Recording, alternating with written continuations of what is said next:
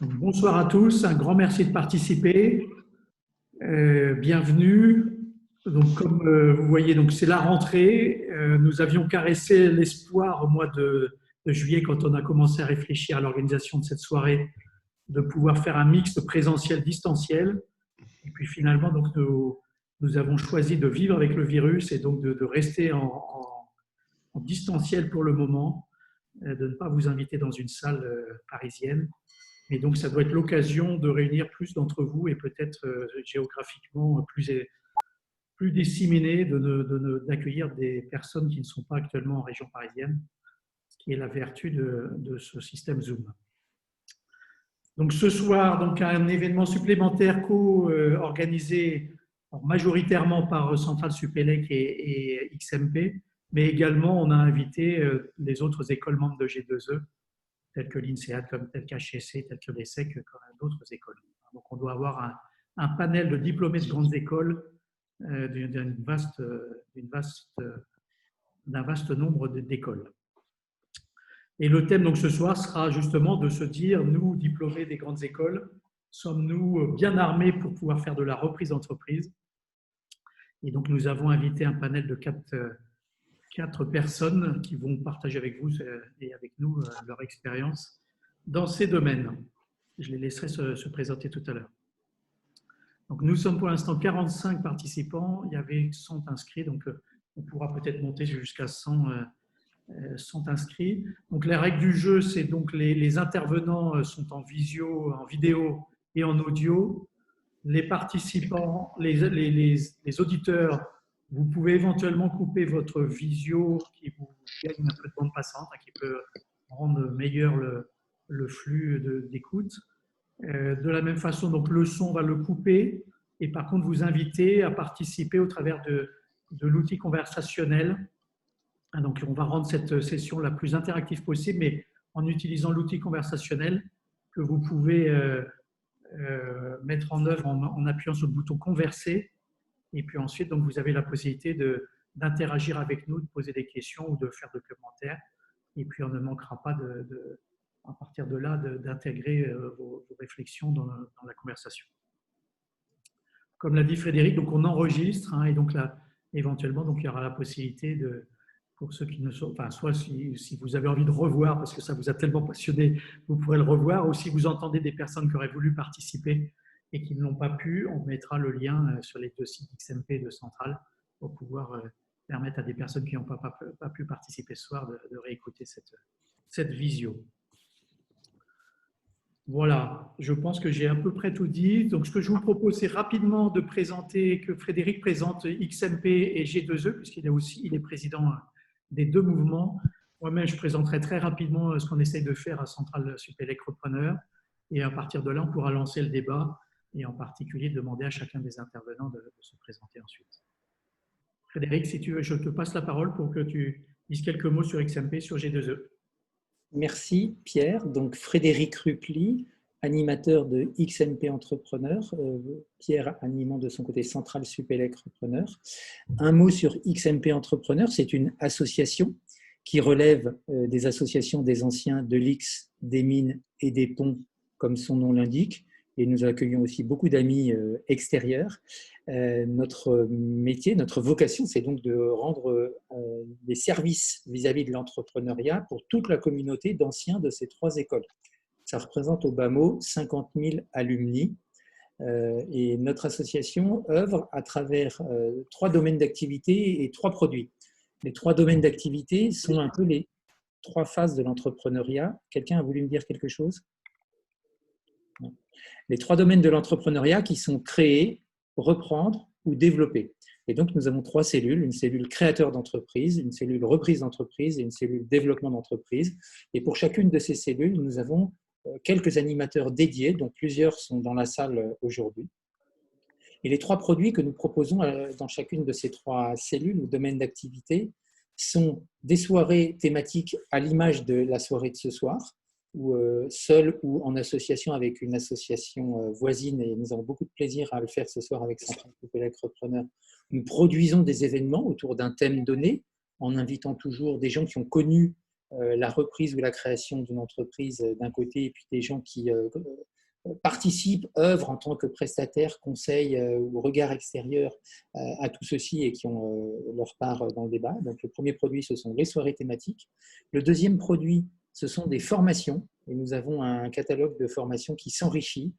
J'attire votre attention sur une formation à la reprise d'entreprise. Je reconnais dans la salle plusieurs de mes élèves de l'année dernière, que je salue par la même occasion. Une formation à la reprise d'entreprise qui démarre ce lundi 28 septembre. Toutes les infos sont en ligne sur le site de XMP Entrepreneur. Le troisième produit que nous offrons à nos adhérents, c'est de l'accompagnement individuel, appelez ça comme vous voulez, du coaching, du suivi, de l'accompagnement. Bref, c'est la chance d'avoir l'un de nos anciens animateurs de XMP Entrepreneur tout à soi pendant 1 heure, 2 heures, toutes les semaines, tous les 15 jours, comme on veut. Et bénéficier de ce type d'accompagnement au sein d'une association, c'est un véritable trésor. Et ça a été d'ailleurs l'objet, le thème de l'accompagnement, de notre dernière soirée commune au mois de mai dernier, commune avec Centrale Supélec. Voilà, donc nous sommes aujourd'hui sur le thème de la reprise d'entreprise, avec un thème très particulier que je rappelle à nouveau pour ceux qui nous ont rejoints depuis tout à l'heure. Suis-je fait pour reprendre une entreprise? Et moi, particulièrement diplômé d'une grande école, suis-je fait pour reprendre une entreprise? Et nous allons avoir le plaisir d'échanger avec nos 4 témoins du jour sur ce sujet. Et je repasse d'abord la parole à Pierre Brustowski, qui va nous parler de Centrale Supélec Repreneur. Merci beaucoup. Donc, Pierre Brustowski, effectivement, donc je suis l'animateur du groupement commun aux 2 écoles Centrale et Supélec, qui sont maintenant une seule école, donc de Centrale Supélec, et donc un groupement sur la reprise d'entreprise, sachant qu'il existe au sein de l'association un autre groupement sur l'entrepreneuriat, donc sur la création d'entreprise, et un groupement sur le business angel, donc la possibilité d'investir dans des jeunes pousses. Donc sur Centrale Supélec Repreneur, nous essayons un petit peu plus modestement qu'XMP, mais donc de promouvoir, d'expliquer ce que c'est que ce métier de repreneur et pour qu'il est adapté, donner envie aux personnes qui se sentent la vocation de le faire, leur donner envie et de les confronter à des sessions comme ce soir pour rencontrer des personnes qui peuvent apporter des témoignages. Et puis ensuite, donc on essaie d'accompagner comme on peut des repreneurs actifs, donc des gens qui sont à la recherche d'entreprise, pour les aider à les mettre en relation avec les personnes et faire en sorte qu'ils optimisent leur processus de reprise grâce à l'aide qu'on peut avoir au sein de Centrale Supélec. Voilà. Depuis cette année, donc au sein de G2E, dont n'a pas encore parlé Frédéric, mais donc on a fait un groupement, un groupe commun donc qui peut intéresser des repreneurs actifs, qui peuvent donc de différentes écoles puissent se réunir et qui sont animés donc par un groupe de spécialistes animés tout au long de leur reprise pour pouvoir les aider à réussir cette reprise. Donc on n'a jamais réussi à le faire tout seul au sein de Centrale Supélec, on n'avait pas la taille critique. Par contre, donc on a fait maintenant un groupement commun à toutes les grandes écoles. Et là, on a déjà, je crois, 7 inscrits. Ils vont se lancer à partir de ce mois-ci dans un processus de reprise qu'on espère fructueux pour chacun d'entre eux. Alors, c'est l'occasion, Pierre, et tu me la donnes et je te remercie, de dire un mot sur G2E. G2E veut dire Grandes Écoles Entrepreneurs. C'est simplement une autre association qui nous fédère tous, au sein de laquelle nous retrouvons, nous, les membres d'associations des différentes écoles. Aujourd'hui, une petite dizaine d'écoles sont membres de G2E et échangent régulièrement sur leurs pratiques pour générer des idées communes. Et c'est de nos échanges que naissent la coopération entre nos 2 associations ce soir. G2E Repreneurs, donc groupe de repreneurs sous l'égide de G2E, est un enfant de G2E né dans le courant de l'année dernière. Il y en aura d'autres et surtout, nous avons vocation à accueillir davantage encore de grandes écoles de façon à toujours plus mutualiser nos expériences et partager sur ce trésor qui est le mot entreprendre et toutes les déclinaisons que chacun peut en avoir, chacun dans son univers. Voilà, donc G2E, c'est une association toute simple, une petite dizaine de membres et une passerelle entre toutes les associations d'écoles. J'invite tous ceux qui nous rejoignent, s'il vous plaît, à passer en mode muet. Cela nous évite les bruits de fond ou les bruits intempestifs comme celui que nous venons d'entendre, de façon à ce que seuls les intervenants gardent leur micro ouvert. Un grand merci et je vais donc maintenant repasser la parole à Pierre Brustowski qui va commencer à accueillir le premier de nos intervenants. L'idée, c'est d'abord peut-être que nous leur donnions la parole pour qu'ils se présentent, de façon à ce que vous ayez une idée du panel qui est devant vous. Et puis ensuite, nous aborderons, une fois que les quatre se seront présentés, nous aborderons véritablement le thème du jour en recueillant leurs témoignages. Dès maintenant, nous vous inviterons vraiment à participer en nous posant des questions par écrit avec le petit clavier là sur la droite de votre écran. Et nous relèverons les questions au fil de l'eau et on tâchera de rebondir en live pour adresser véritablement les questions à chacun de nos intervenants. Merci beaucoup. Donc, nous avons réuni un panel qui me semble très riche d'expérience et qui est prêt à partager leur expérience avec vous. Donc, je vais passer tout de suite la parole, je pense, à Dominique, s'il veut bien se présenter en 2 minutes. Et puis, on va faire comme ça le tour des 4 intervenants. Tout à fait. Bonjour, bonsoir tout le monde. Donc, vous avez ma bio factuelle dans le mail. Donc, je vais essayer d'être plus sur l'aspect entrepreneuriat. Donc, je suis originaire du Sud-Ouest, ça s'entend peut-être encore un petit peu. Rugbyman centralien ou centralien rugbyman, à l'ordre où vous voulez. L'entrepreneuriat est certainement génétique, puisque je suis issu d'une grande famille d'entrepreneurs, c'est-à-dire des instituteurs.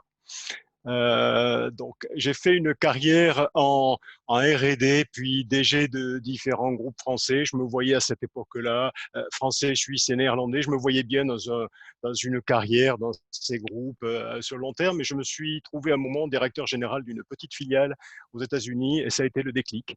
J'ai décidé à partir de là que je voulais devenir entrepreneur, que je voulais diriger ma propre entreprise. Et à 45 ans, j'étais vraiment fatigué d'Excel et de PowerPoint, des budgets, des plans moyen terme, des plans stratégiques, des réorganisations et ça. Et donc, j'ai souhaité reprendre une entreprise. Donc, ça a été le départ. Donc, j'ai repris une entreprise qui s'appelle WHP, qui est une entreprise de traduction à valeur ajoutée techno. Je l'ai reprise en LBO avec un fonds minoritaire qui m'accompagne depuis 15 ans. Et qui est maintenant majoritaire parce que la société a vécu, on a un certain nombre d'événements, donc de croissance, de décroissance.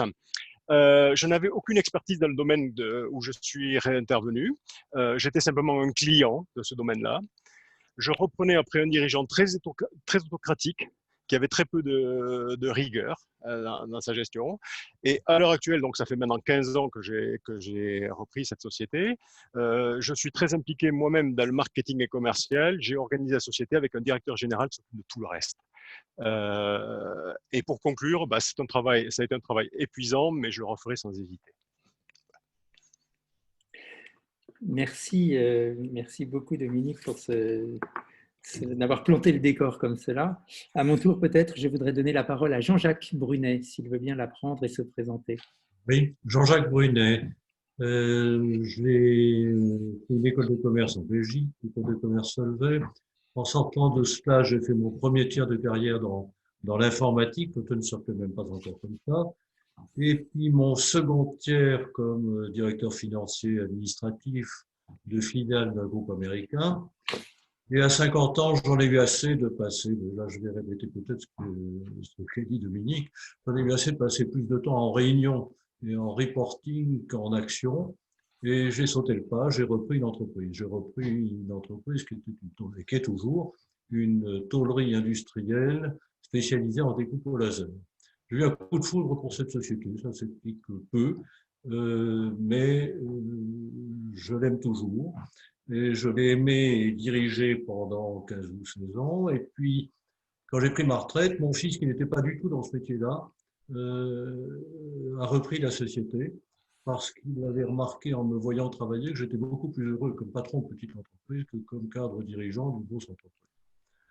Je n'ai pas décroché en prenant ma retraite parce que j'ai tellement aimé cette nouvelle vie dans les PME que j'ai rejoint le CERA. CERA, c'est Cédants et Repreneurs d'affaires.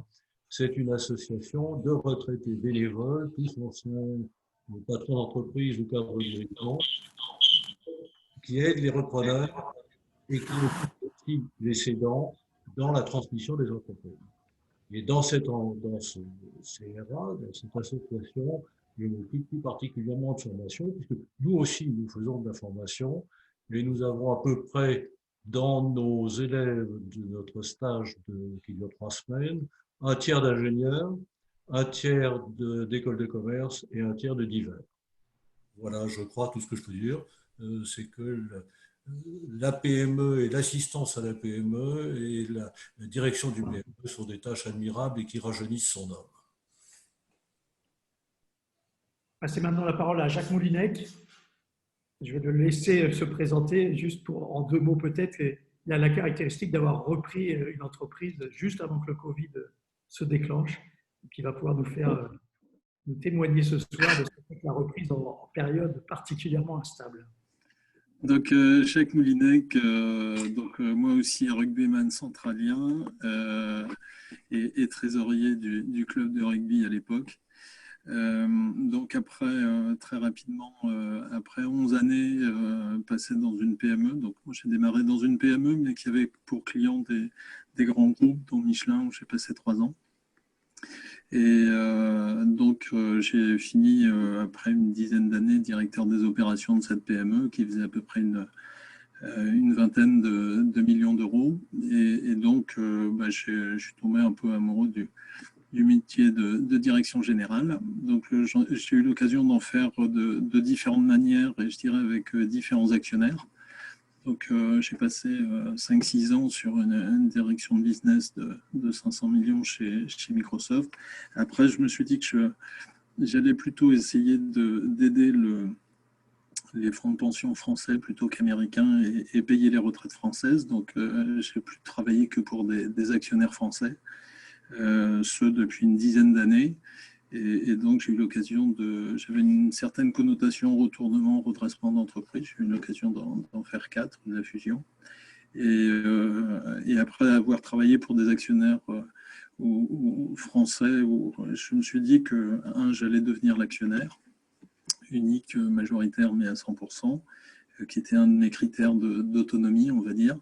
Et le deuxième, que j'allais plutôt développer la région du Far West qui m'est chère, et Far s'écrit plutôt P-H-A-R-E. Donc on est dans le Finistère, sur la pointe Bretagne. Voilà.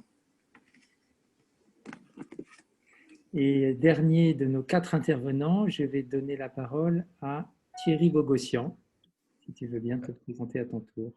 Avec plaisir. Donc Thierry Bogossian, comme le joueur de foot, je suis Marseillais, moi je ne suis pas du Sud-Ouest, centralien et pas rugbyman. J'ai complété ma formation chez les épiciers de HEC dans le cycle HEC entrepreneur. Et ensuite, pour être un bon entrepreneur, j'ai fait du conseil en entreprise pendant 5 ans en France et en Allemagne. Et ensuite, je suis tombé dans le métier du capital investissement. Dans les années 90, ça ne s'appelait pas encore private equity. Le capital était rare, c'était plus chic ou moins chic, je ne sais pas comment il faut le prendre. Et j'ai fait mes gammes de jeune chargé d'affaires à directeur, puis associé de différents fonds. Et maintenant, je suis revenu du côté entrepreneurial, puisque je suis l'un des 2 associés d'Intuitis, investisseur privé. Le deuxième est d'ailleurs un polytechnicien. Et là où nous sommes par contre extrêmement entrepreneuriaux en tant qu'investisseurs dans la reprise de PME, c'est que nous investissons nos propres deniers.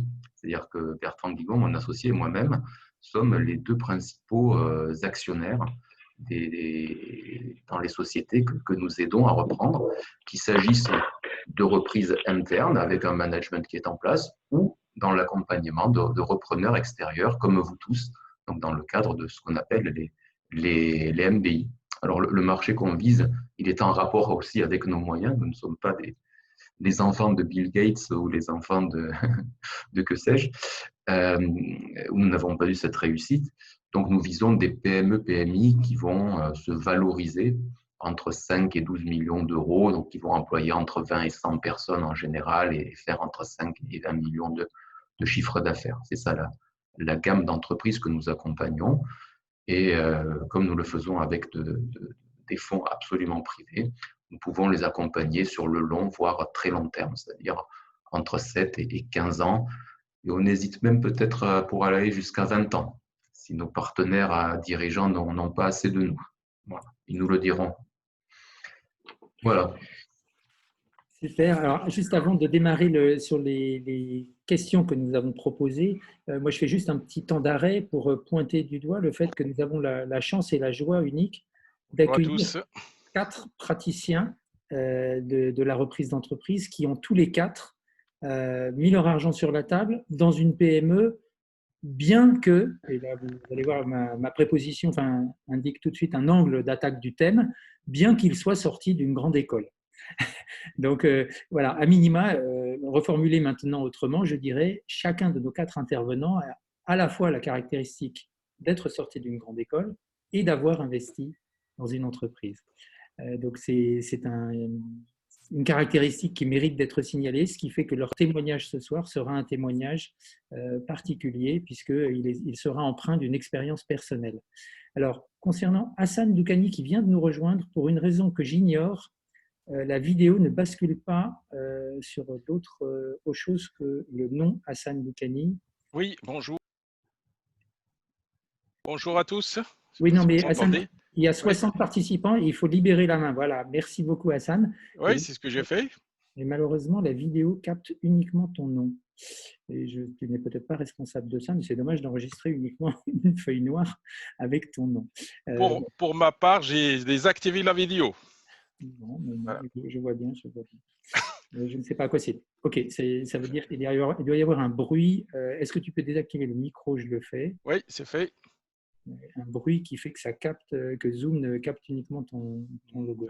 On va essayer de résoudre ça. C'est parti. Pierre, tu as à nouveau la vidéo et donc la parole. D'accord, parce que nous, on te voyait, hein, Frédéric. Il n'y avait pas de souci. Et écoutez, on vous propose donc de lancer le débat articulé entre 4 questions et puis on intercalera vos propres questions au milieu. Le premier angle qu'on voudrait explorer, c'est que nos intervenants décrivent un certain nombre de situations. C'est quoi le métier de patron? À quelle situation il va être confronté, que ce soit au moment de la reprise, que ce soit post-reprise. La deuxième, on va essayer donc de découler de ça ce que pensent nos intervenants des qualités, des caractéristiques que doivent réunir un patron pour réussir et pour faire face aux situations auxquelles il est confronté. Et puis à partir de là, on va pouvoir arriver sur est-ce que d'avoir été diplômé d'une école est un atout ou au contraire un obstacle, ou éventuellement quand on est diplômé des grandes écoles et qu'on veut se lancer dans le métier de repreneur, à quoi faut-il faire attention, comment faut-il se préparer et quelles actions mettre en œuvre. Et puis comme ça, on pourra terminer cette session sur un certain nombre de recommandations, de questions à se poser ou de recommandations pour l'ensemble des gens qui nous écoutent. Voilà, donc je vous propose de faire un premier tour de table sur la question, voilà, à quelle situation, c'est quoi le métier de repreneur, c'est quoi le métier de patron, à quelle situation est confronté, pour qu'on débouche sur un certain nombre de caractéristiques pour être en mesure d'y faire face. Si l'un d'entre vous, alors on peut le faire dans l'ordre qu'on l'a fait, Dominique, voilà. Oui, ben écoutez, je peux commencer. Moi, tout d'abord, quand je me suis retrouvé patron d'une PME, mon premier constat, ça a été que quand j'étais dans un grand groupe, je pilotais mon activité par le compte de résultat, par le PNL. Quand on est dans une PME, on me pilote par la trésorerie. Donc, c'est déjà un changement majeur. Le deuxième, après, c'est qu'on touche à tout, effectivement. Il faut être préparé à avoir des événements qui nous arrivent qui ne sont pas du tout anticipés. Moi, j'ai eu un cas particulier, c'est-à-dire que j'avais repris la société depuis 6 mois et un matin, on m'appelle en me disant la société brûle. Tout est en feu, les pompiers sont là, sont en train de tout noyer, les serveurs et toutes les choses comme ça. Et donc, on avait les 40 et quelques employés qui étaient à la rue. Donc voilà, c'était une étape dans laquelle le patron doit s'occuper des assurances, de reloger les bureaux, de réparer les serveurs, de trouver quelqu'un pour nettoyer, de traiter avec la gendarmerie qui fait une enquête pour savoir d'où était la cause, et ainsi de suite. Vous voyez, très loin de ce qu'on peut nous apprendre dans les écoles. Voilà, c'est un exemple. Et puis le dernier, mais c'est un lieu commun, c'est le patron, il est seul. Alors que dans un grand groupe, il a des pairs, il a des conseils, il a des supports. Et là, il est très seul quand il doit faire des choix. Il faut qu'il se méfie. On a très peur de décider tout seul, on a peur d'avoir raison ou tort, on ne sait pas, on a des idées, on voudrait bien les challenger, c'est très difficile de les challenger. Et quand on essaie de les challenger avec les employés, ils disent oui, Et puis, quelques années après, on apprend qu'ils n'étaient pas d'accord, mais ils ont dit oui parce qu'ils étaient employés. Voilà, des choses, des relations qu'on a qui changent alors qu'on est habitué à traiter avec des pairs. Je peux relancer, il y aura peut-être d'autres choses à dire, mais peut-être que les autres peuvent rebondir dessus. Merci Dominique. Est-ce que Jean-Jacques veut compléter? Oui, bon, je suis bien entendu d'accord avec ce qui vient d'être dit sur le fait que le patron d'une PME est un homme à tout faire. En fait, il est un homme à tout faire ce que font ce que les autres ne font pas. Et c'est extrêmement varié, finalement, c'est ça qui rend le rôle passionnant. Alors, on a tous les jours un incendie chez soi, mais on a souvent un chèque à aller chercher chez un client récalcitrant, et ce n'est pas du tout agréable à faire. On a l'impression de s'abaisser, mais il faut le faire. On a ce genre de corvée, on a la démission soudaine d'un homme clé. Par exemple, moi, le lendemain du jour où j'ai acheté ma société, quand j'ai rencontré tous les membres du personnel, il y en a un qui m'a apporté sa démission parce qu'il croyait pouvoir acheter l'entreprise et qu'elle lui avait été soufflée par moi. Il ne m'en voulait pas, mais il passait quand même à la concurrence. Alors, quand vous avez la démission d'un homme clé le jour même où vous achetez une société dans une petite boîte où il était essentiel, c'est douloureux et il faut faire face. Et puis, je pourrais peut-être parler même en amont de cela, sur toutes les surprises qui peuvent arriver dans la recherche d'une entreprise. J'avais une belle entreprise en vue qui était une entreprise de négoce de billes industrielles, et le cédant la vendait pour prendre sa retraite, n'ayant pas d'héritier, disait-il, désireux de prendre la suite, puisqu'il avait comme seul héritier un médecin. Et voilà que la veille du jour de la signature, le médecin s'est réveillé en disant « Ça fait 25 ans que je pratique la clientèle du 17e arrondissement, j'en ai assez, je reprends ta société, papa. » Donc le jour de la signature, j'ai appris qu'on ne signait pas. C'est extrêmement délicat. Que faire? Un procès, le gagner au bout de 5 ans, et ça fait une belle jambe, ou simplement se dire je reprends mes recherches. Et pour cela, j'ai un conseil essentiel à donner, parce que je ne suis pas le seul à qui ce genre d'aventure soit arrivé, c'est d'avoir toujours plusieurs fers au feu quand on veut acheter une entreprise, parce que si le premier fer, si la première entreprise vous échappe à la dernière minute, on est très content de pouvoir se rabattre sur le second fer ou le troisième fer. Voilà, je crois, l'essentiel de ce que je peux apporter à ce niveau-là pour répondre à cette question. On continue avec Jacques.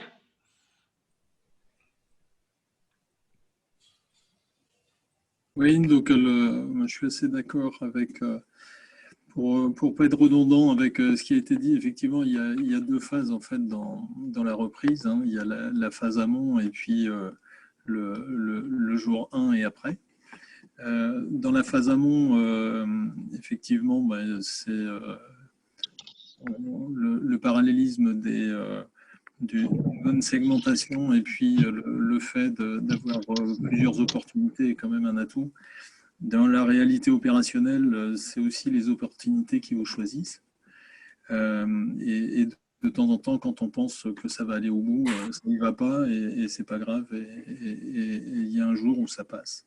Donc il y a très certainement un peu de ténacité, le fait de croire qu'on va arriver au bout et qu'on va trouver finalement la bonne entreprise qui nous convient et à laquelle on convient. Ensuite, les différentes situations, c'est vaste et varié. Déjà, moi, ce que j'avais identifié à la reprise de Versa, c'est que les personnes et les personnels étaient très bien. Donc, effectivement, réussir à garder les personnels, ça c'est un des premiers axes dès la reprise.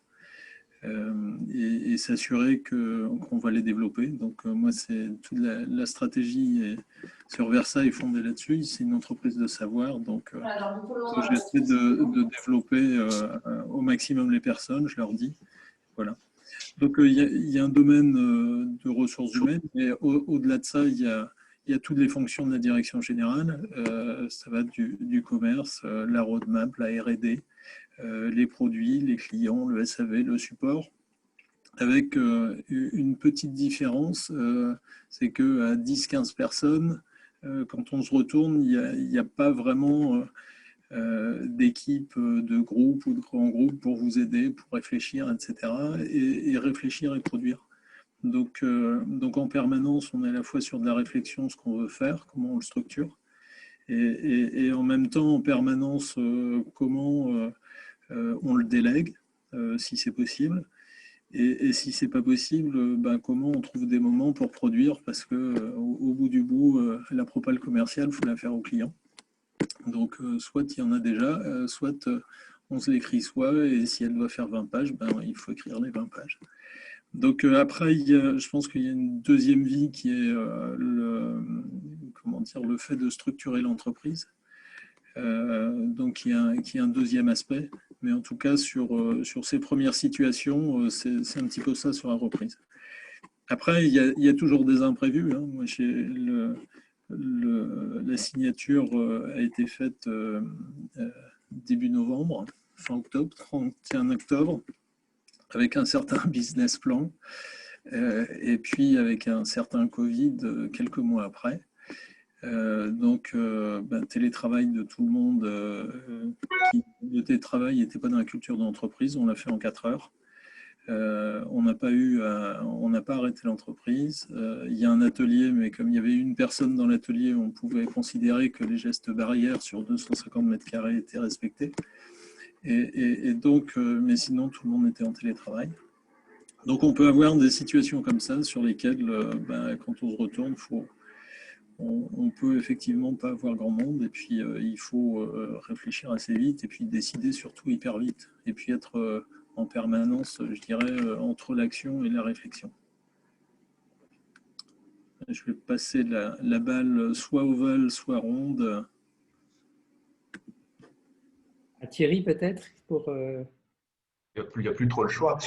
D'ailleurs, c'est un peu compliqué de passer en dernier parce qu'après 3 interventions aussi pertinentes et qui parlent de leur expérience, c'est un petit peu compliqué.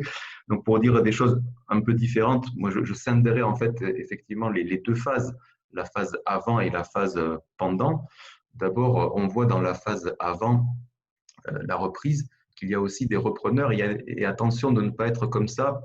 Je m'adresse vraiment à ceux qui sont autour du Zoom aujourd'hui. Il y a des repreneurs qui sont très forts pour ne jamais reprendre. Jacques disait tout à l'heure, c'est un peu l'opportunité qui vous choisit. J'en ai vu aussi beaucoup pour lesquels la mariée n'était jamais assez belle. Et finalement, le mariage avec une entreprise, c'est un peu comme le mariage, on se façonne l'un l'autre. Bien sûr, il y a des facteurs rédhibitoires. Il ne faut pas être de ceux pour lesquels la mariée n'est jamais assez belle. La deuxième chose, pour améliorer les chances, il y a sur le marché un certain nombre de cabinets également. Je ne parle pas des formations, il y a des formations de qualité, bien sûr, mais il y a aussi des cabinets dont c'est le job de vous accompagner dans la recherche d'entreprise, aussi de vous aider à formuler des offres parfois, de vous valider un certain nombre de démarches ou un certain nombre de reprises. Ce n'est pas idiot du tout, ça coûte un petit peu d'argent, mais ça existe. Ça peut être également fait quand vous êtes proche d'un investisseur. Dans ce cas-là, vous pouvez chercher directement avec l'investisseur. Mais sachez qu'il existe ce genre d'aide sur le marché. Ensuite, dans la phase où on est déjà aux commandes de l'entreprise, eh bien, c'est parfois un peu la désillusion parce qu'on pensait faire de la stratégie et de présider. D'ailleurs, la question, elle est formulée comme ça. Qu'est-ce qu'un président de PME? Je dirais qu'un président de PME, ce n'est pas un président. Dans une PME de 20 à 50 ou 100 personnes, les structures sont ultra courtes. Et le président, il est d'abord directeur général, il est directeur commercial. Et comme je disais, je crois que c'était Jean-Jacques tout à l'heure, il y a des gens qui partent, des gens qui viennent. Il est DRH. Et l'un des aspects les plus usants, c'est quand même celui d'être DRH. Voilà. Il faut savoir que si on n'est pas prêt à être tout le temps en train de gérer ces aspects-là, sans aller aux incendies, aux morts, parce qu'on en a vu aussi dans certaines boîtes, mais en permanence, on fait des RH. Fonction essentielle. Voilà mon petit rajout par rapport à mes collègues. Si, pardon, peut-être juste une dernière chose, c'est une porte ouverte, pour parler un peu de chiffres quand même, parce que c'est important. le marché de la reprise, ce sont quand même beaucoup ces PME-là. Plus on monte en taille et en valeur, et moins il y a d'entreprises sur le marché. C'est une lapalissade, mais il y a un effet pyramidal assez fort. Donc, et plus on monte aussi en taille, plus ces sociétés sont structurées, et plus elles sont enclines à être cédées soit à des industriels, soit à un management interne. Donc ça, il faut le savoir. Quand on se positionne sur la reprise d'entreprise, et je ne parle même pas des moyens financiers, parce qu'on trouve les moyens financiers, on est de plein pied sur le marché de la PE plus que de la ME. Merci Thierry.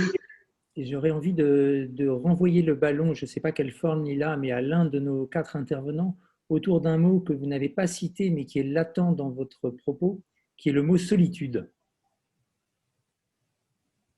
Oui, mais c'est un peu ce que j'ai expliqué, c'est-à-dire qu'on est très seul et on sait pas si quand on doit prendre des décisions, on ne sait pas si c'est les bonnes et on a du mal à les challenger. Et je crois que, enfin, on est dans un petit peu un aspect famille, un aspect personnel aussi. Moi, j'ai la chance d'avoir mon épouse qui m'a fortement accompagné dans ce processus-là, parce que c'est quand même là, ça secoue la famille aussi. C'est un choix familial au-delà d'être d'un choix personnel. Donc c'est un point qui est important. Et pour répondre à ce que disait Thierry, je pense on parlait de beaucoup de gens j'étais dans un groupe de CRA quand j'ai repris.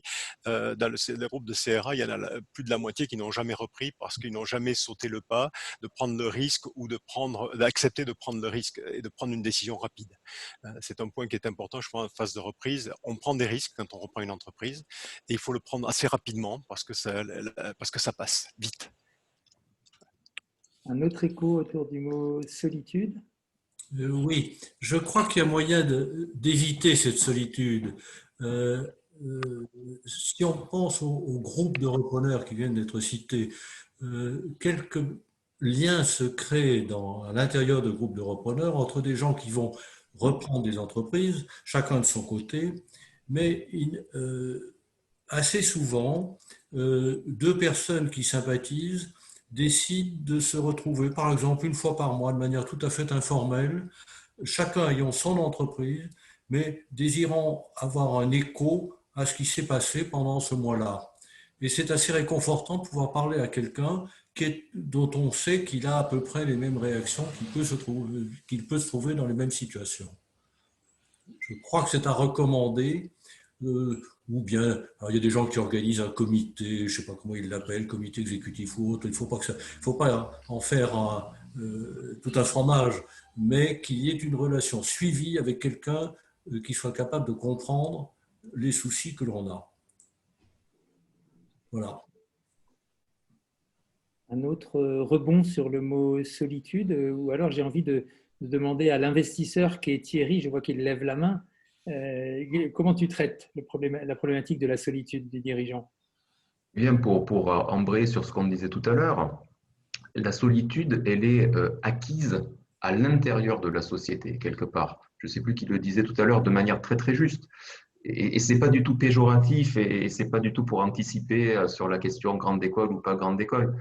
Ce n'est pas du tout ça, mais dans ces PME, encore une fois, on a très vite des structures très courtes avec des gens qui n'ont pas le même niveau, je veux dire, de profondeur ou de réflexion qu'on peut espérer avoir, d'une part. Et de deuxième part, ne serait-ce que pour des questions de chaîne de commandement, on ne peut pas s'ouvrir de la façon dont on le souhaiterait à tous nos problèmes, nos doutes, nos questionnements en tant que dirigeant à son équipe. Donc cet écho, ce répondant, il faut le trouver à l'extérieur. Alors, je ne sais pas pour prêcher pour ma paroisse, mais la première chose, c'est d'avoir soit des actionnaires, soit si on n'a pas d'actionnaires, un board, soit des actionnaires dans le board, mais qui soient actifs et bienveillants, qui soient vraiment des sparring partners, des gens avec qui on puisse discuter des projets importants, des gens avec qui on puisse discuter de tout ce qui est, j'utilise un mot pompeux, c'est la stratégie. Mais la stratégie, c'est ce qui engage l'entreprise dans le long terme. Ou tout simplement pour prendre une décision qui est épineuse, même si c'est une décision un peu spot, mais ça devient toujours une décision importante pour la société à ce niveau-là. Et puis, c'est important de s'oxygéner un peu les neurones. Et ça peut se faire à travers les centres des jeunes dirigeants, ça peut se faire à travers les MEDEF locaux, ça peut se faire à travers tout un tas de cercles qui existent, d'associations du progrès du management, que sais-je, et qui peuvent permettre d'avoir dans ces groupes-là des alter-ego, voire des mentors, quelque part, des gens un peu plus capés, plus expérimentés, qui ont déjà eu des coups durs et avec qui c'est agréable d'échanger régulièrement. Je crois qu'à travers vos témoignages, vous nous donnez, pour Jean-Jacques, allons chercher des amis, pour Thierry, allons chercher des membres de board, sinon des coactionnaires. Voilà, là, vous nous donnez des pistes qui vont être l'occasion de rebondir sur certaines des questions qui nous sont posées. Vous avez vu que nous avons déjà 5 questions posées dans la marche. Je vais passer la parole à Pierre pour qu'on commence à les traiter, puisque certaines nous parlent de reprendre à plusieurs et on sent que c'est un écho à ce thème de la solitude quelque part. Pierre, je te laisse choisir de quelle manière. Peut-être il y a une question qu'on peut évacuer très rapidement, qui est courante dans ce genre de soirée, qui est est-ce qu'on peut faire le processus de reprise en étant encore en poste, ou est-ce que c'est une démarche à temps plein? Voilà. Est-ce qu'on peut avoir une expérience ou de Jean-Jacques qui accompagne beaucoup de repreneurs ou de Jacques qui vient de le faire? Est-ce qu'on voit beaucoup de repreneurs y arriver en étant toujours en poste? Non, très peu. Très peu. Quand ils sont en poste, d'habitude, c'est que c'est je dirais, une fin de carrière dans cette société-là. Ils savent qu'ils vont sortir quelque temps après, dans le cadre d'un PSE ou dans un autre cadre, et à ce moment-là, ils ont déjà un petit peu de souplesse dans leurs horaires. Mais sinon, rechercher une entreprise en étant salarié à plein temps et en étant encore consciencieux de son travail, c'est extrêmement difficile. Si l'on tombe sur l'entreprise de ses rêves sans faire aucune démarche, parce qu'on a vu vous la proposer, d'accord, ça peut marcher. Mais si on doit faire des recherches, c'est quasiment exclu. Ça représente peut-être 2 ou 3% des gens que nous voyons défiler au CRA. Merci Jean-Jacques. Moi, j'avoue que cette réponse rejoint notre expérience en tant que responsable d'association où nous voyons passer beaucoup de projets.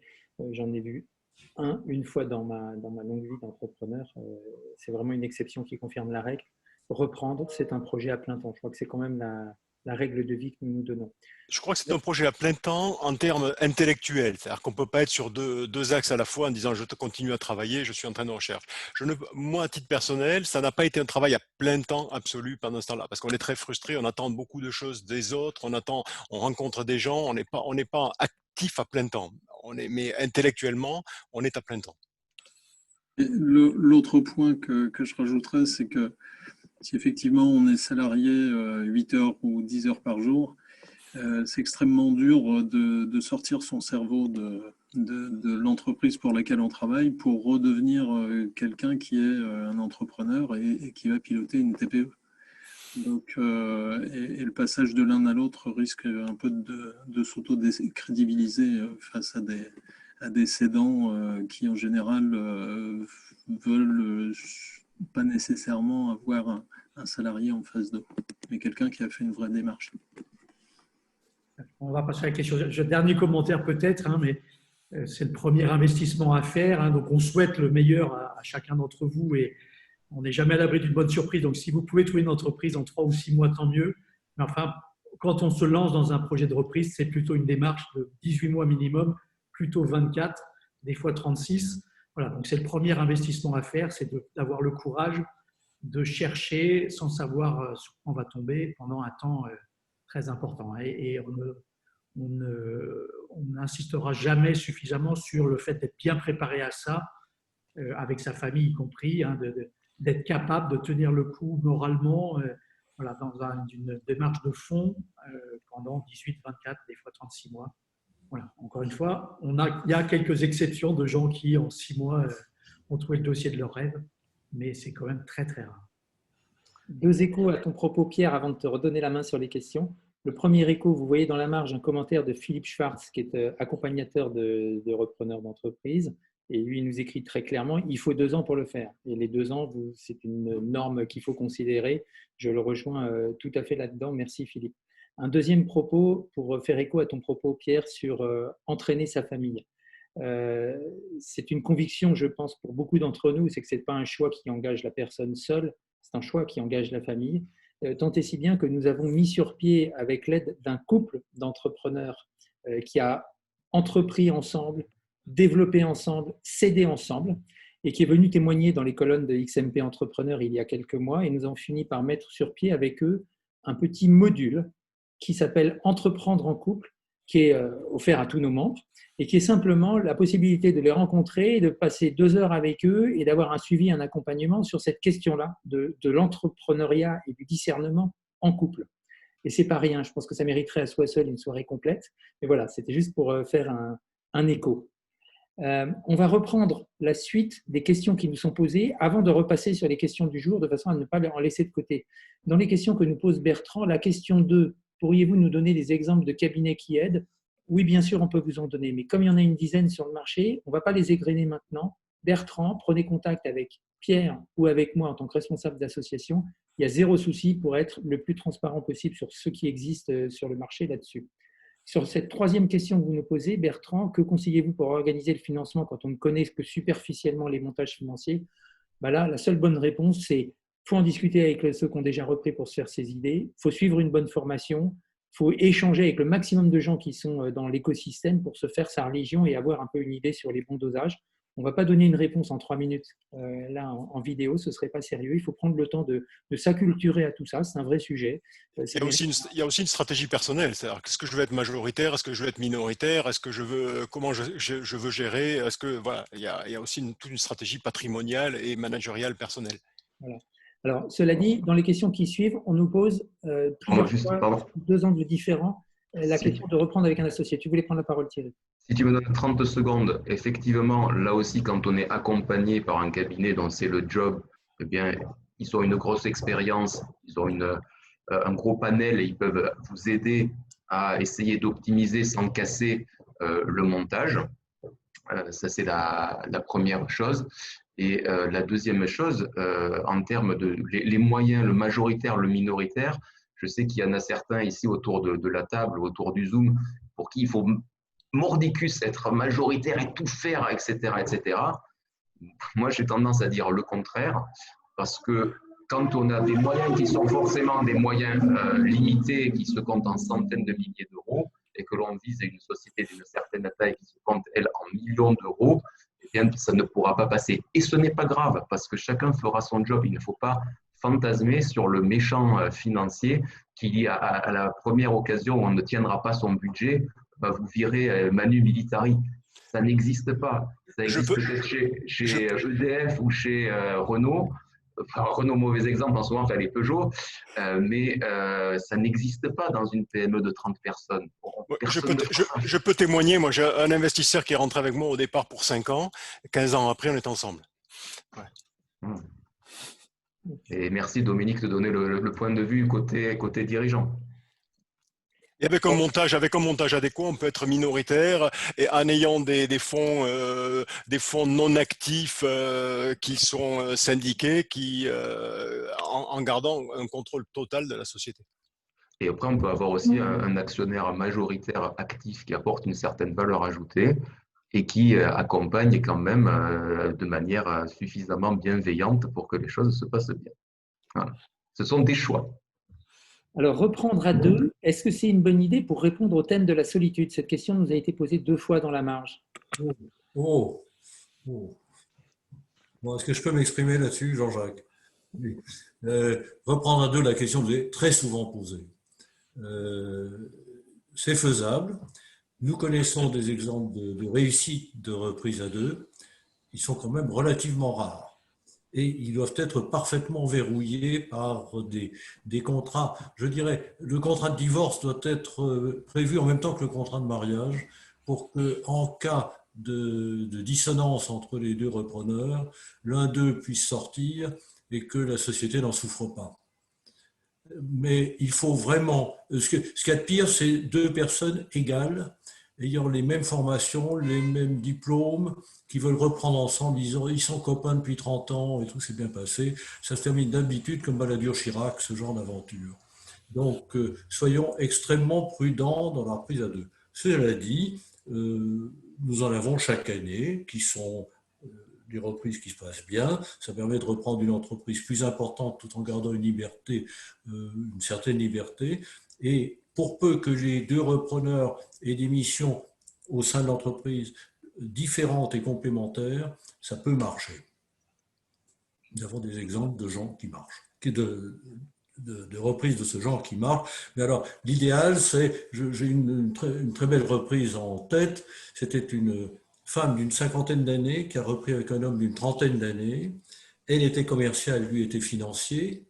Donc, différence d'âge et différence de fonction dans l'entreprise et différence de sexe en même temps.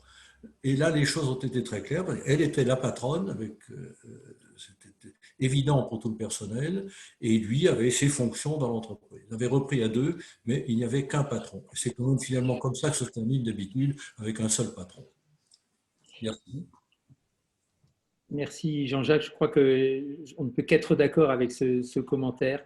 Ça peut se faire, mais c'est rare. Moi, j'ai toujours tendance à dire que pour réussir une reprise d'entreprise, il faut déjà aligner beaucoup de planètes. Et s'il faut en plus aligner les planètes du deuxième associé, c'est encore plus compliqué. Donc, c'est un phénomène de statistique. Ça peut marcher, mais la probabilité diminue. L'heure avançant, je suis guidé vers la seconde question de cette soirée. Je ne mets pas de côté les questions que nous pose Julien Cohen. On va y venir. Ça va peut-être rentrer en ligne de compte justement pour répondre à nos secondes questions du jour.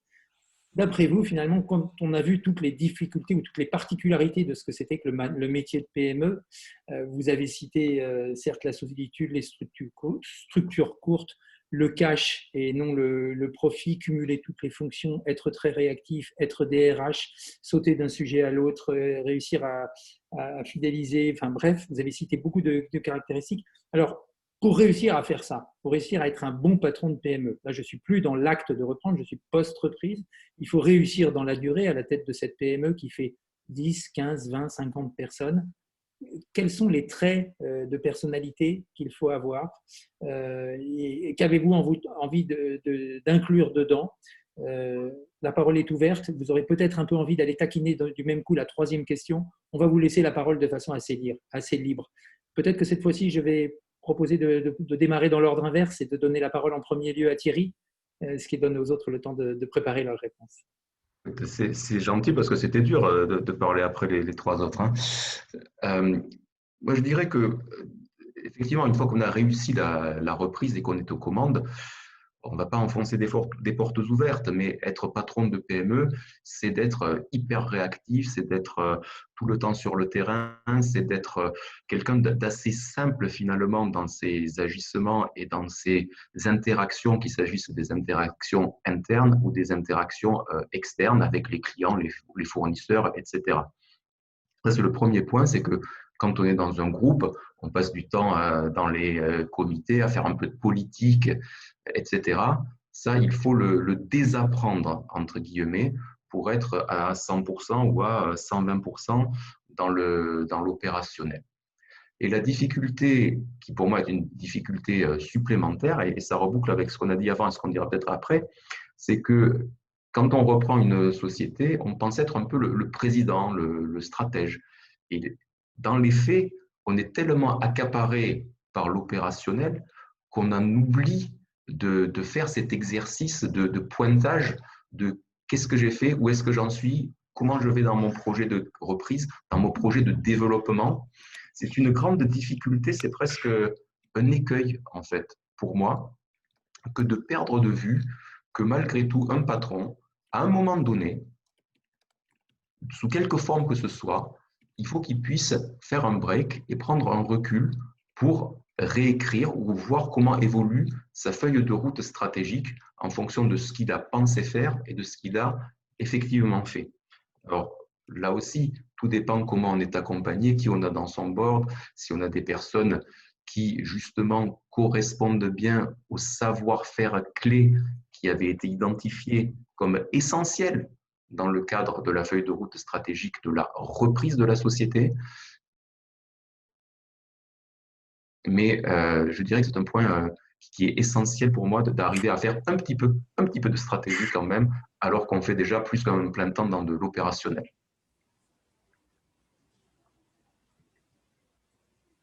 D'autres commentaires sur les facteurs clés de succès, si je puis dire, les facteurs clés de réussite du repreneur.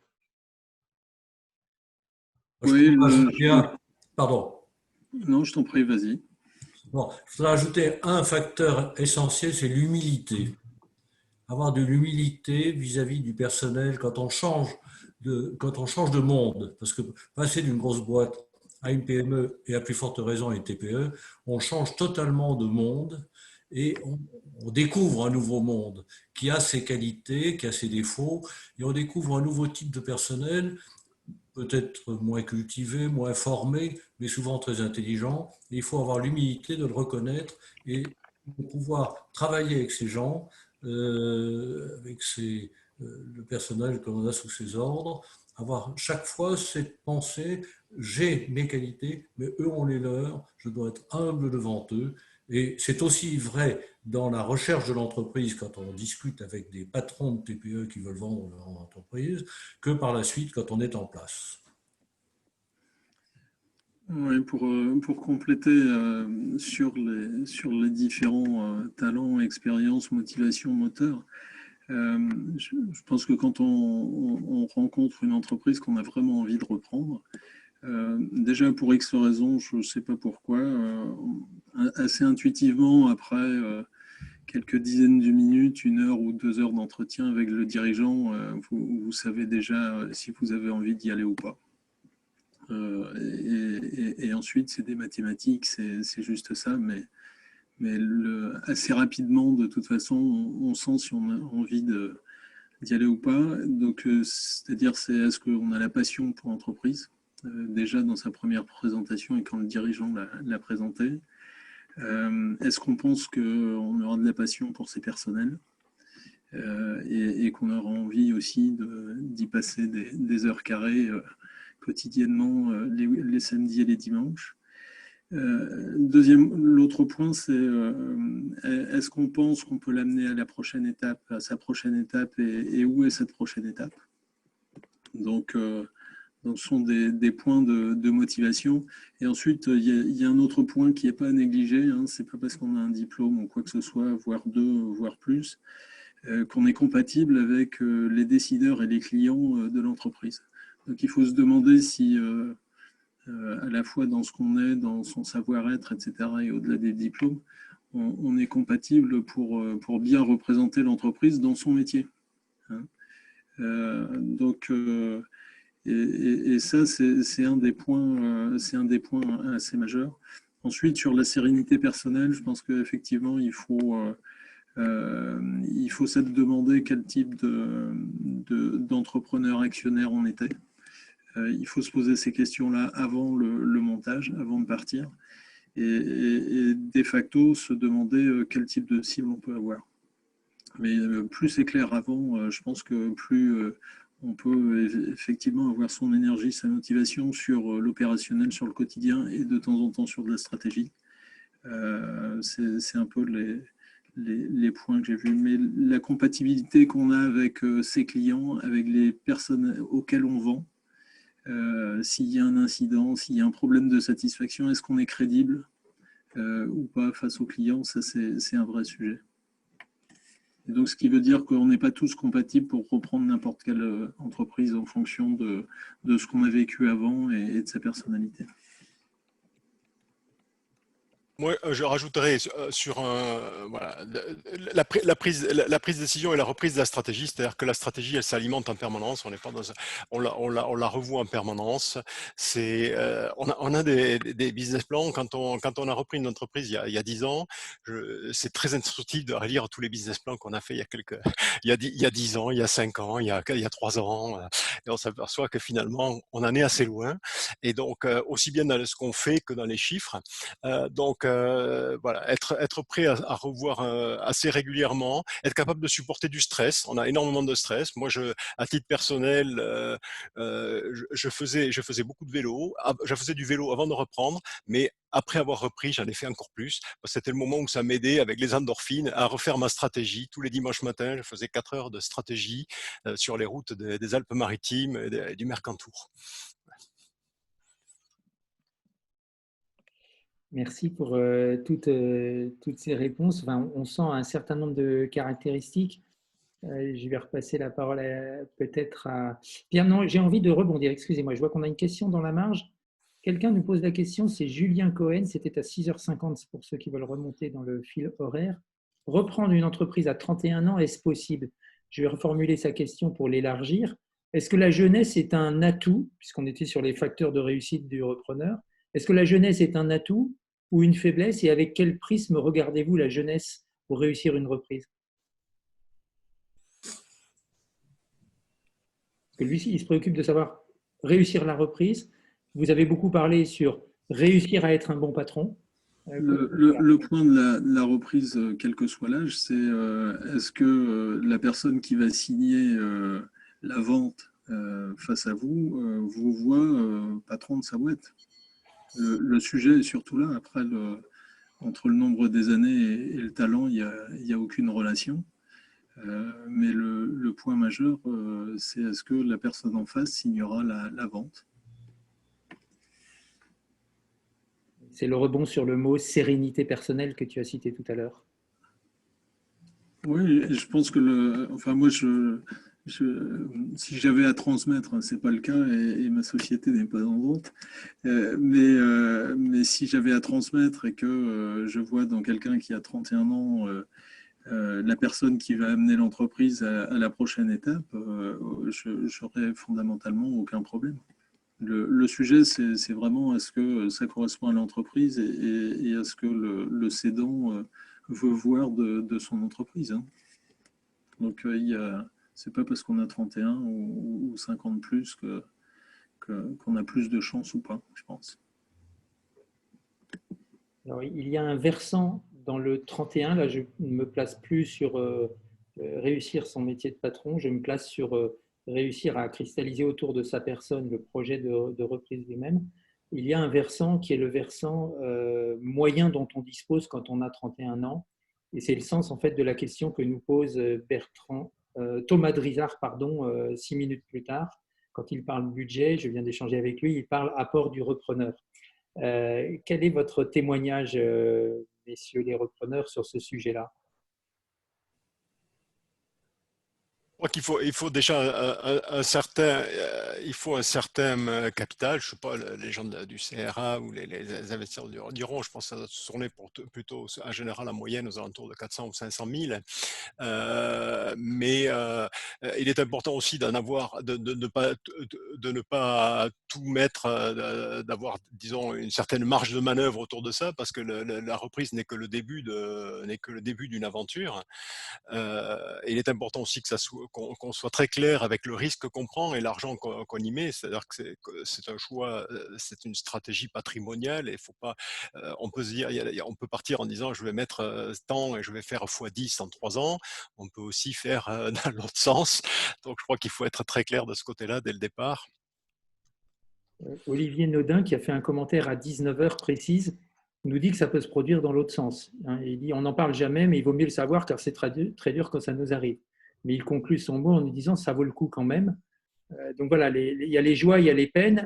Perdre sa mise fait partie du jeu. Voilà. Alors moi, je voudrais mettre en perspective, tu cites le chiffre de 400 à 500 000 euros. Voilà, c'est un montant qui est déjà extrêmement élevé et hors d'atteinte pour beaucoup. Je voudrais voir si parmi nos intervenants, quelqu'un peut challenger ces chiffres-là, sinon je le ferai. Thierry. Moi, ce que je voudrais dire, pour reprendre l'expression de Jacques, je crois tout à l'heure, qui disait « faisons des mathématiques », il y a l'aspect talent, crédibilité, interaction avec le cédant, et puis après, il faut faire un petit peu de mathématiques.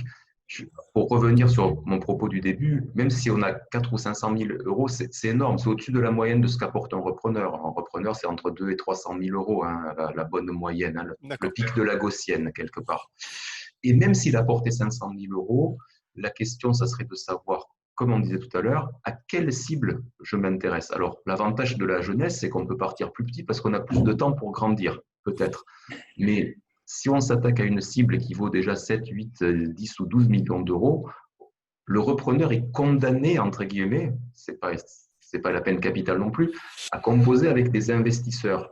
Or, l'investisseur, quel qu'il soit, il aura du mal aussi à accorder sa confiance à quelqu'un qui n'est pas passé par des étapes de direction générale, et avec ce qu'on appelle vulgairement un track record de préférence sur le métier, ou en tout cas sur les compétences clés réclamées par la reprise de la société. Donc, reprendre dans 31 ans, c'est pas du tout niette, hein, la question n'est pas là, mais il faut savoir aussi que ça va ça va impliquer de se concentrer davantage sur le segment des cibles plus petites, forcément. Sauf peut-être dans des métiers très tech où là j'ai clairement un avantage par rapport aux vieux de 35 ans, voire je ne parle même pas des très vieux de 40 ans. Bon, Juste un petit témoignage sur j'ai eu l'occasion pendant 15 ans d'échouer dans la reprise d'entreprise, on va dire. Le CRA, j'ai dû le faire en 2005.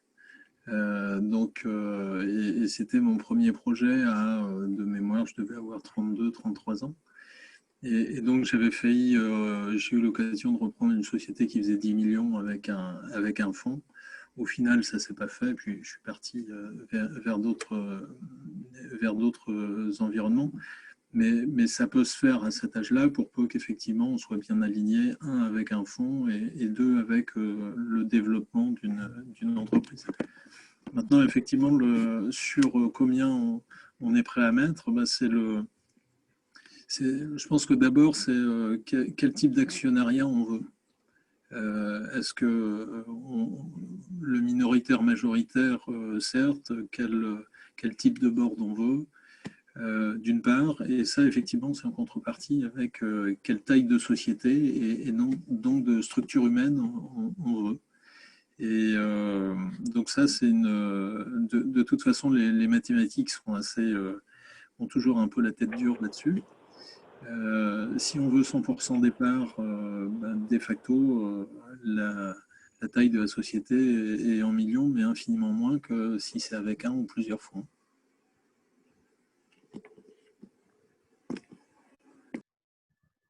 Jean-Jacques aimerait intervenir.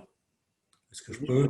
Bon, la moyenne, d'après les statistiques du CRA, la moyenne de ce que mettent les repreneurs sur la table à titre personnel, c'est 200 000 euros.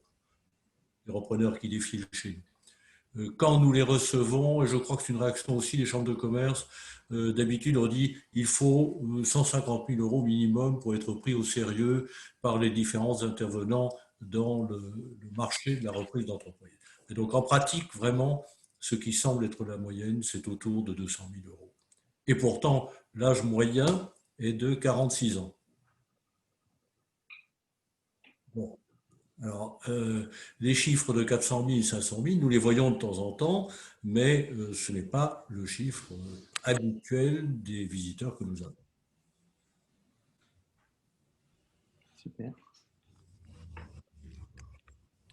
Peut-être qu'on peut progresser dans le débat et lancer la question de est-ce que d'être diplômé d'une grande école, par rapport à tout ce qu'on a dit, les situations auxquelles on est confronté, les qualités qu'il faut reconnaître, y compris l'âge et l'argent qu'on a mis de côté. Donc, est-ce que d'être diplômé d'une grande école donne un atout? Au contraire, y a-t-il des points de vigilance à avoir quand on est diplômé des grandes écoles avant de se lancer dans une telle aventure? On peut le faire. Voilà, je vois que Jacques est chaud bouillant sur le sujet. Ouais, le premier point de vigilance, c'est déjà d'oublier qu'on l'est. Et d'oublier ses diplômes. Je vais laisser la balle. J'ai beaucoup parlé ces dernières minutes. Oui, non, moi je dirais, moi à titre personnel, j'ai utilisé le réseau à titre commercial. On a quand même un réseau dans nos écoles, on a quand même un avantage par rapport à des gens. C'est notre réseau qui est quand même très très utile quand on se retrouve dans une fonction commerciale et surtout dans une PME, parce que là, ça permet d'ouvrir des portes. Nos camarades de promo, nos camarades d'école sont souvent dans des fonctions de décision dans d'autres entreprises. Donc c'est toujours assez facile d'ouvrir des portes. Sur le reste, je dirais effectivement humilité, on en a parlé, oublier qu'on l'a et surtout ne pas le mettre en avant, c'est plus repoussoir d'ailleurs certaines fois qu'un vrai plus. Par contre, je pense qu'on a appris dans nos écoles ou même presque dans les classes préparatoires aussi une capacité de travail.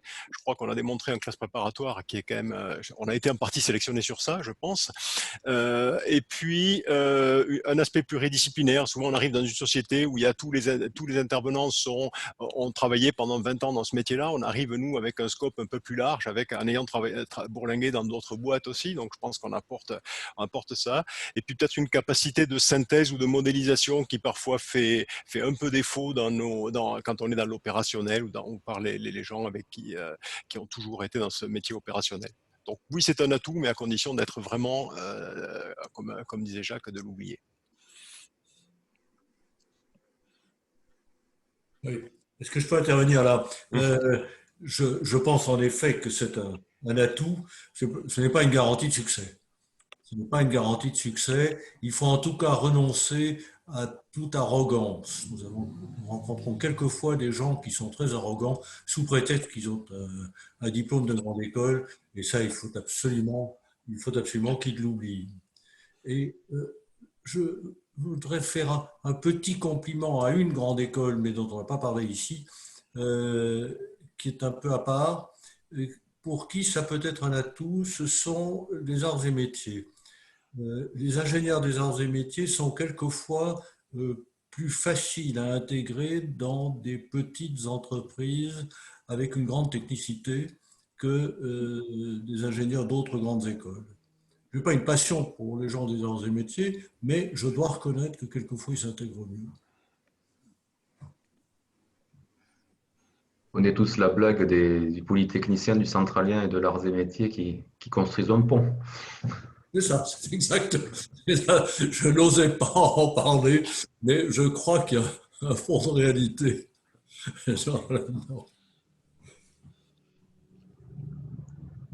Donc on a dit l'essentiel, c'est effectivement garder, comme disait Dominique, il y a un certain nombre de qualités qui font que quelqu'un a pu passer par une grande école. D'ailleurs, qu'il s'agisse d'une école de commerce ou une école d'ingénieur au demeurant. C'est la capacité de travail, la capacité de synthèse, une capacité d'analyse, etc. Mais il faut juste garder ces qualités et ne plus les enrober du diplôme.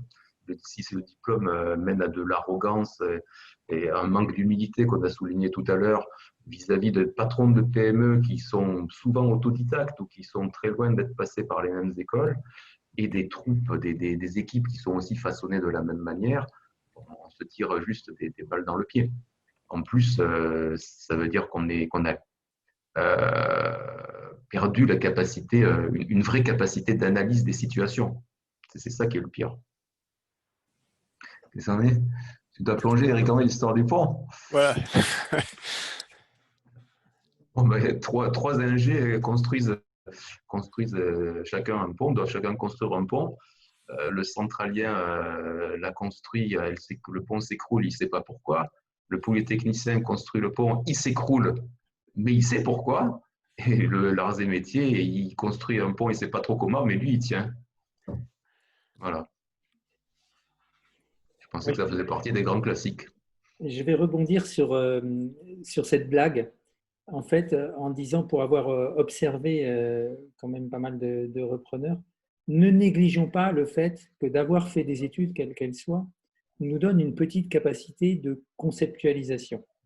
Ça veut dire de raccrocher ce qui se passe à des choses que l'on peut comparer avec d'autres choses, en analyser les causes et réfléchir sur les effets.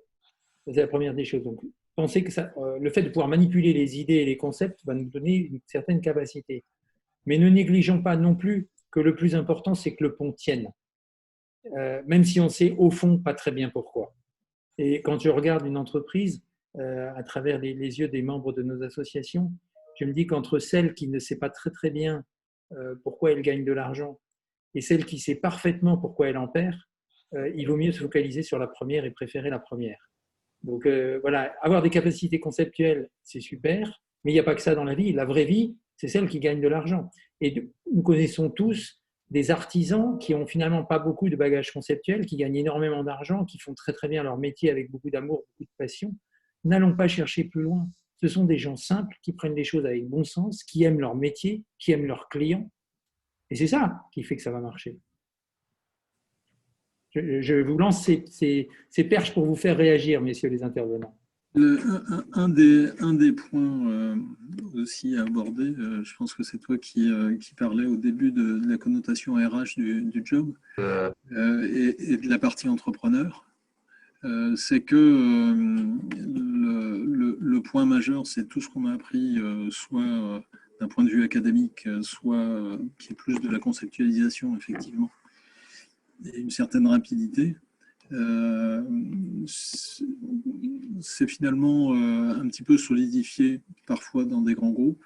Donc il y a des méthodes de grands groupes. Si on arrive avec quelques méthodes de grands groupes, il y a une partie de substance qui peut être répliquée ou adaptée dans le milieu des PME. Il ne faut surtout pas faire des comités théodules dans les PME, hein, ce n'est pas le sujet. Mais par contre, il y a quelques pans de structuration qui peuvent avoir des intérêts. Et ensuite, il y a une partie RH non négligeable qui est effectivement de développer les personnes qui sont dans la PME et faire en sorte justement que cette chaîne managériale très courte permette aussi à des personnes d'être un peu coachées par d'autres qui en ont vu un petit peu plus et peut-être un peu plus que leur précédent boss. Mais dans tous les cas, et pour le coup, moi je suis assez fan d'Audiard, un con qui marche va toujours plus loin qu'un intellectuel assis. Et je pense qu'il vaut mieux être dans le premier pan que dans le deuxième. Prenons la question que nous pose Sébastien Kurz dans la marge. Est-ce que l'un d'entre vous veut répondre ?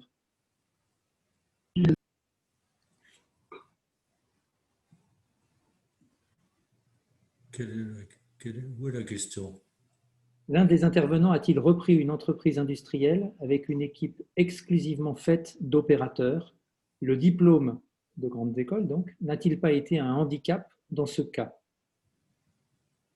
Donc, sortez du contexte entreprise industrielle et d'opérateurs, je parlerai plutôt, quand on reprend une entreprise avec quasi exclusivement des non-cadres, non-diplômés et des gens simples, des gens de la base, est-ce que le diplôme est un handicap dans ce cas ? Sur l'entreprise Versa, nous on vend essentiellement à des sites industriels, beaucoup dans l'agroalimentaire. Donc les personnes qui nous choisissent sont des opérationnels dans différentes entreprises, soit de transformation, des abattoirs, des entreprises industrielles. Donc il faut savoir discuter normalement avec toutes. Et encore une fois, savoir surtout oublier son diplôme. Le sujet est juste là. Mais à partir du moment où on travaille normalement avec tout le monde, c'est pas un problème. C'est pas un problème.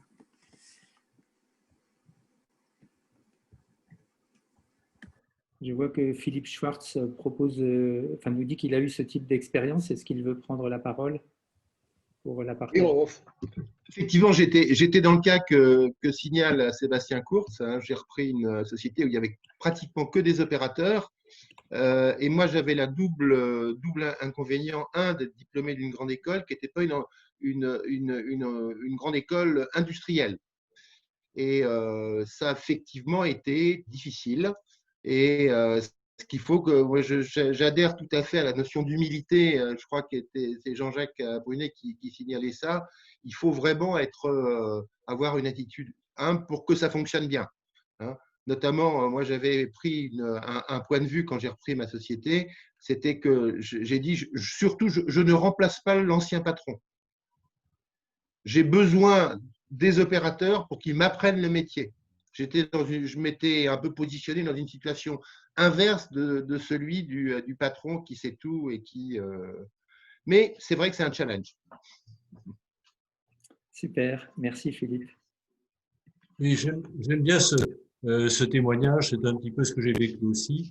Il y a simplement un moment de bascule où après la phase d'humilité, où on apprend de la part des opérateurs, il y a un moment où ces facultés de conceptualisation que donnent les études supérieures, et en particulier les grandes écoles, il y a un moment où on peut commencer à utiliser ces capacités et à essayer de les faire passer en dessous de soi.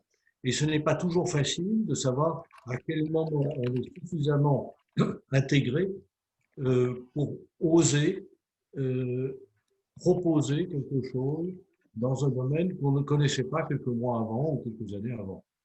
Une petite difficulté là, parmi d'autres, parce qu'il y en a tellement dans l'entreprise, ça n'en est qu'une petite. Alors, en définitive, c'est peut-être, je vois que l'heure avance, le moment de basculer vers notre quatrième et dernière question de la soirée. Au moment de partir sur la route, quels sont les conseils simples ou quelles sont les questions que vous recommanderiez à un futur repreneur de se poser dans une démarche de reprise? Quel est le conseil d'amis que vous aimeriez chacun donner à un ami futur repreneur? Je vais commencer. Donc moi, je pense qu'il faut d'abord, est-ce que j'en ai vraiment envie? Mais il faut vraiment avoir envie au fond des tripes. C'est-à-dire ne pas j'en ai vu quelques-uns qui y allaient parce il fallait trouver leur propre emploi, créer leur propre emploi. C'était une façon d'y aller. Donc je crois que c'est pas forcément un gage de réussite. Comme disait Jacques, je crois qu'il faut la passion pour l'entreprise. Il faut se passionner pour l'entreprise qu'on a identifiée. Être prêt à tout remettre en cause. C'est-à-dire qu'à tout moment, on peut tout revoir tous les plans, revoir tous les points. Il faut pouvoir dire à certains moments, je vais peut-être changer complètement, je vais peut-être sortir. Et peut-être aussi, même dès qu'on démarre, on parlait tout à l'heure de prévoir le divorce, je dirais quand on démarre le projet, savoir quel est le projet de sortie aussi. Si le projet de sortie, c'est de transmettre à des enfants, si le projet de sortie, c'est de faire 10 ans et puis de partir à la retraite et de la recéder, si le projet de sortie, c'est capitalistique, c'est de vendre, de reprendre la boîte très belle et puis de la recéder dans 2-3 ans. Voilà, je crois que c'est important aussi d'être clair sur cette partie-là. Même si souvent on ne se pose pas cette question-là au départ, je pense que ça vaut le coup de se la poser, surtout si on a des actionnaires à côté de nous, parce que c'est bien qu'on soit sur le même projet. Merci Dominique. D'autres recommandations?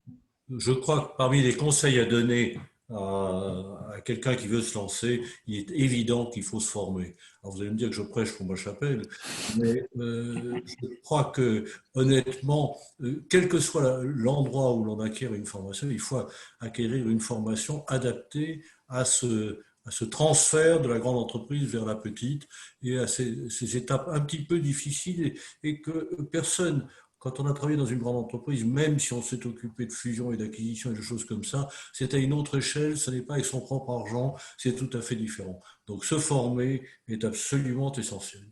Et pour ça, se faire aider en même temps, ensuite se faire aider par un expert comptable et un avocat si on veut réussir. Par contre, je suis un peu plus réservé sur quand quelqu'un me dit j'ai un coach et puis un autre coach et je crois que je vais avoir besoin d'un troisième coach. On voit des gens comme ça qui ne sont pas assez assurés pour reprendre. Ils ont besoin qu'on leur tienne la main en permanence. Ceux-là, je pense, ne reprendront jamais et s'ils reprennent, ils ne réussiront pas. Donc il faut avoir le courage de se faire aider juste ce qu'il faut, juste à bonne dose pour ne pas faire d'erreurs graves. Mais à part ça, il faut prendre le risque, d'avoir un certain goût du risque calculé. Moi, je donnerais un petit conseil original, parce que je dirais qu'il y a un certain nombre de conseils assez habituels et qui sont extrêmement fondés, extrêmement justes. Hein. Comme je disais, est-ce que j'ai envie? Est-ce que j'ai les tripes d'attendre, enfin, de travailler pendant 2 ou 3 ans? Est-ce que ma famille me supporte? Est-ce que je serai bien dans une PME? Est-ce que je vais composer? Est-ce que ceci? Est-ce que cela? Mon petit conseil supplémentaire, ça serait d'investir quelques milliers d'euros et de faire un assessment. Je ne sais pas si certains ont déjà pratiqué ça en termes de RH. Voilà. C'est un petit peu d'argent investi. Il y a des cabinets de RH qui sont vraiment spécialisés sur la chose. Nous faisons régulièrement appel. Eh bien, ça vous déshabille, entre guillemets, quelque part, et vous ressortez avec une vraie analyse à la fois du savoir-faire, du savoir-être, de la personnalité, etc., qui seront extrêmement utiles. Non pas pour dire je suis bon, je ne suis pas bon, j'y vais pas, mais pour dire comment j'y vais, avec qui j'y vais, quels sont un petit peu mes petits trous dans ma petite raquette. Et c'est extrêmement utile. Et c'est un conseil original, en plus. Merci Thierry. Un mot chez Jacques? Oui, donc difficile de ne pas faire des redites, donc je vais essayer de prendre ce qui m'a semblé le plus important. Je pense qu'il faut avoir une vraie discussion familiale si c'est un changement de vie majeur. Les PME sont en général ou TPE parfois en province. Donc c'est un changement de vie qui peut être assez structurel sur toute la famille. Donc c'est un point qu'il ne faut pas occulter. Ensuite, le deuxième point, ça reboucle un des points d'introduction, je crois, de Dominique, qui est qu'une PME, c'est d'abord de la trésor. Donc, il faut avoir deux plans de trésor, le sien perso et puis celui de l'entreprise. Et puis, faire en sorte que le sien perso permette de continuer à vivre, même si on ne peut pas se payer, et donc avoir des plans B de trésor, hein, aussi bien pour l'entreprise que pour soi-même. Ce qui permet de traverser quelques crises. Et je ne pensais pas nécessairement au Covid ou celle qui nous anime aujourd'hui, mais il faut toujours penser au plan B, je pense. Merci Jacques. Il est 19h29. Nous prenons un engagement lorsque nous organisons ces événements de tenir l'horaire de fin. Donc nous allons en rester là sur cette question. À travers vos différentes prises de parole sur cette quatrième question, vous avez amené le futur repreneur à faire un certain travail d'introspection sur lui-même et à se poser un certain nombre de bonnes questions. Ça peut être fait par déjà une démarche personnelle, une confrontation à ses amis, son épouse, un assesseur extérieur. Je vois qu'on a une question de François Augu qui nous demande où est-ce qu'on peut trouver ces assessments de qualité. François, prenez contact avec Pierre Brustowski ou avec moi au sein de nos associations. On connaît des listes d'intervenants, mais c'est une bonne piste que nous a suggéré Thierry Bogossian. Et à nouveau, merci. Est-ce que Centrale Supélec Repreneur ou le CRA ou XMP peuvent aider à trouver des fonds? La réponse est oui, bien entendu, nous pouvons aider à cela, nous pouvons aider au discernement. C'est pour cela que nous sommes là, c'est ce à quoi servent nos associations.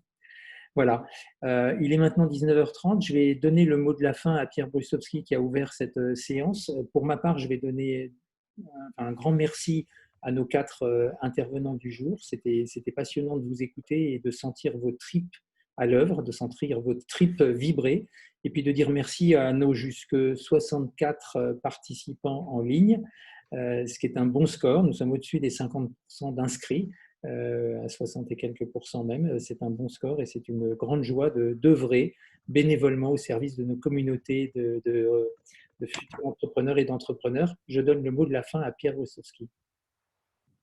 Un grand merci pour ce débat. On a lancé le thème sur diplômés des grandes écoles, êtes-vous fait pour la reprise? Je crois que plus généralement, et je crois que c'est à quoi on arrive, c'est bien de se connaître soi-même. Hein. On se lance souvent dans la reprise à un moment dans sa carrière où on cherche à faire quelque chose de différent de ce qu'on a fait avant.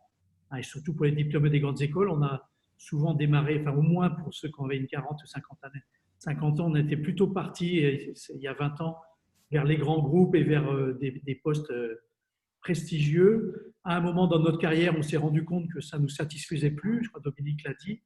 Voilà. À ce moment-là, voilà, on a plusieurs choix. Il faut prendre le temps, la PME en est un, hein, mais il faut prendre le temps de bien se connaître, de bien réfléchir à ses moteurs, à bien réfléchir à ce qu'on veut faire, à rencontrer suffisamment de gens pour se projeter dans le futur. Et plusieurs intervenants l'ont dit, il n'y a pas de... On ne va pas tomber comme ça. Enfin, on n'est pas fait pour toutes les entreprises. Hein, donc, le fait de se poser des questions sur dans quel environnement je vais réussir, quel environnement va me passionner, va permettre de vous aider à définir le projet. Quand on va au CRA, un des éléments clés de la formation, c'est de rédiger sa fiche projet. Ça finit souvent par chercher une PME B2B entre 5 et 10 millions d'euros. Ça ne suffit pas du tout comme description. Il faut vraiment faire le travail sur soi, de se connaître et de se projeter dans une entreprise dans laquelle on a des chances d'apporter quelque chose et de se motiver pour réussir tous les jours. Voilà, donc je pense que plus que le diplôme, c'est ça qui est important. Et c'est un des messages clés qu'on voulait, je pense, véhiculer ce soir. C'est on n'est pas fait pour diriger n'importe quelle entreprise. Comme il y a eu des remarques, et je peux en témoigner personnellement, toutes les reprises ne sont pas des réussites. Moi, j'ai fait une reprise en étant minoritaire et je me suis fait révoquer au bout de 3 ans. Je ne sais pas si j'étais bon ou mauvais, mais dans tous les cas, ça ne s'est pas prévu, ça s'est pas passé comme c'était prévu. Voilà, donc il faut prévoir tous ces cas-là et bien en amont se dire ce qui peut se passer et est-ce qu'on va bien réagir ou pas pour effectivement trouver ce qu'on cherche, qui est la prochaine étape dans laquelle on espère se réaliser plus que dans l'étape précédente. Voilà, je pense un grand merci pour cette soirée. Nous restons, comme l'a dit Frédéric, à votre disposition pour continuer le débat, pour vous apporter des contacts supplémentaires ou des réponses supplémentaires. Et puis, donc le prochain événement est à définir, mais on travaille actuellement, par exemple, pour un événement fin octobre sur le thème du search funding. Stéphano, qui doit être dans l'Assemblée, il travaille là-dessus pour présenter, donc présenter une démarche originale où on commence d'abord à chercher ses actionnaires avant de chercher son entreprise. Je sais que parmi nous, tout le monde voilà, n'est pas favorable à cette démarche, mais donc on vous propose de mettre cette démarche originale sur la table pour que vous fassiez de la même façon votre propre opinion. On ne prétend pas encore une fois, avoir la vérité infuse, mais on essaye au travers de ces soirées de vous mettre en situation de vous poser des questions et d'être confronté à des gens qui peuvent vous apporter leur témoignage. Donc voilà, fin octobre, on va vous envoyer des invitations. Le search funding, a priori. Bonsoir à tous. Frédéric, si tu veux, un dernier mot.